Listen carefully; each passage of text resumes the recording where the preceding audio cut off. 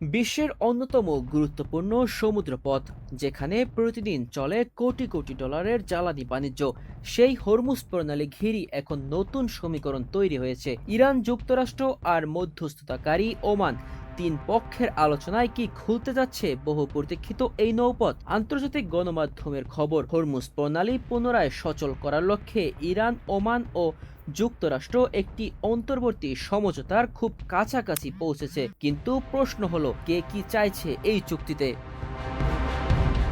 Hormuz প্রণালী শুধু একটি জলপথ নয়, এটি বিশ্বের জ্বালানি সরবরাহের অন্যতম প্রধান গেটওয়ে।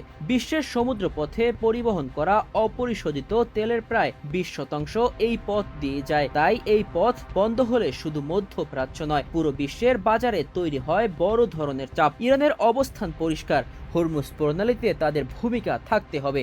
তেহরানের দাবি, যেহেতু প্রণালীর দুই পাশে ইরান ও ওমানের উপকূল রয়েছে, তাই এর নিরাপত্তা ও ব্যবস্থাপনায় দুই দেশের অংশগ্রহণ থাকা উচিত। এমনকি ভবিষ্যতে নৌ নির্দেশনা, নিরাপত্তা ও পরিবেশ সুরক্ষার মতো সেবার জন্য ফি নেওয়ার সুযোগও রাখতে চায় ইরান।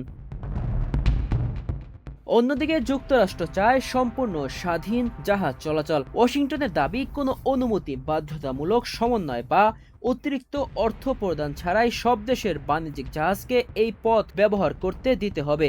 মার্কিন প্রেসিডেন্ট ডোনাল্ড ট্রাম্পও জানিয়েছেন, হরমুজ প্রণালী দ্রুত খুলে দেওয়া উচিত। আর মাঝখানে রয়েছে ওমান। দীর্ঘদিন ধরে যুক্তরাষ্ট্র ও ইরানের মধ্যে কূটনৈতিক সেতুর কাজ করে আসছে দেশটি। ওমানের লক্ষ্য এমন একটি সমাধান যেখানে জাহাজ চলাচল নিরাপদ থাকবে আর দুই পক্ষের উদ্বেগও বিবেচনায় নেওয়া হবে। আলোচনায় থাকা সম্ভাব্য ব্যবস্থার মধ্যে রয়েছে, উপসাগরে প্রবেশকারী জাহাজ ইরানের জলসীমা ব্যবহার করবে, বেরিয়ে যাওয়া জাহাজ যাবে ওমানের জলসীমা দিয়ে। প্রথম 60 দিন নেওয়া হবে না কোনো ট্রানজিট ফি, আর সরানো হবে সম্ভাব্য নৌমাইন। তবে এখনও রয়ে যায় বড় কিছু প্রশ্ন। দীর্ঘমেয়াদে হরমুজের নিয়ন্ত্রণ কার হাতে থাকবে? ইরান কি ভবিষ্যতে কোনো সেবা ফি নিতে পারবে? আর এই সমঝোতার বিনিময়ে যুক্তরাষ্ট্র কি নিষেধাজ্ঞায় কোনো ছাড় দেবে?